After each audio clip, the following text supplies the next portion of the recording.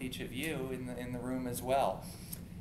Today I'll just go ahead and start as we wait for a few extras to maybe stroll in and go from there. But I wrote a paper that is actually noted as high emotional intelligence in instructors can build trust and lower communication apprehension in the classroom.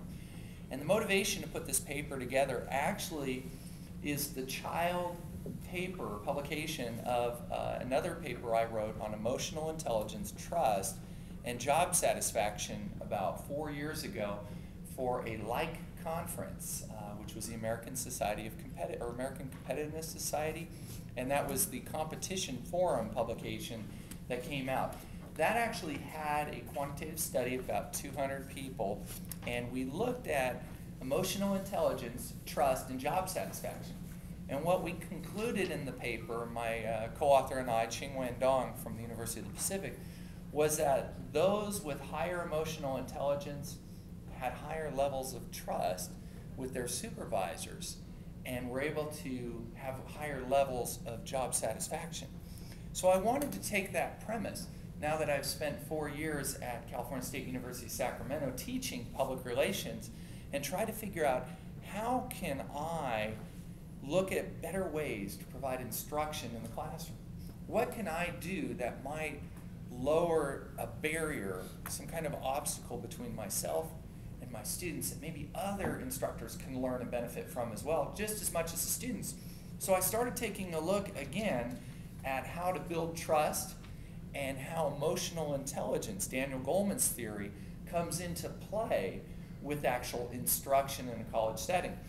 So I set out with 3 key words: emotional intelligence, trust, and communication apprehension. And with it, I defined each word in my paper and then had a brief discussion on how this mixes in to the presentation today. So in an introduction, basically emotional intelligence is that individual's ability to perceive, express, understand, and regulate emotional responses internally and of others. So we look at Daniel Goleman's work and we know that he talked about how there are social competencies. There's self-regulation, self-awareness, empathy, social skills, and motivation. And all of these come into mix in how you can run a good, successful classroom. And then I looked at trust next. And trust, as defined, would be an individual's reliance on integrity, ability, character of a person or thing. Truly having trust something. But let me throw the third definition out there, which would be that communication apprehension. Communication apprehension, as noted here, is resistance that an individual has to speaking forth within a group setting. So I was trying to find ways to say, how do we reduce that apprehension? And in looking at the paper and the study, I started feeling like, or thinking that if trust was there and individuals had high emotional intelligence, that might be an indicator that would reduce communication apprehension by students. So you can look at 2 theories here. One would be the theory of self-fulfilling prophecy. A professor and instructor comes in and has tremendous faith in his students, excitement, energy, showing them, we're going to empower you to do well.